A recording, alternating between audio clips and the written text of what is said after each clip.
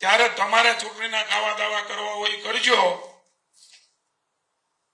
જંગલેશ્વરનું જંગલ એ કાઢવાના કારણ કે તે કેવી પ્રવૃત્તિઓ થાય છે. કોને બચાવવા નીકળ્યા છો તમે? કેવા લોકોને બચાવવા નીકળ્યા છો?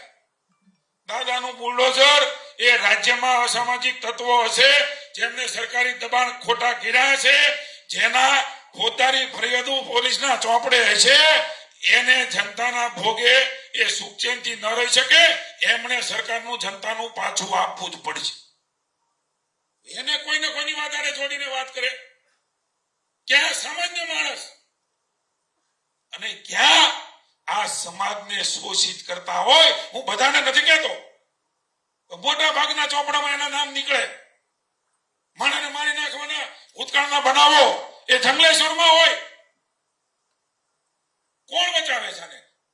કોંગ્રેસ વાળાના અન્ય લોકો નીકળી ગયા છે. અન્યાય કરો છો.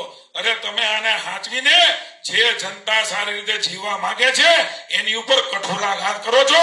પણ આ ભારતીય જનતા પાર્ટીની સરકાર છે, તમારો પંજો નહીં પડવા દઈએ. ન માત્ર કોર્પોરેશન, જિલ્લા પંચાયત લખવું હોય તો લખી લેજો.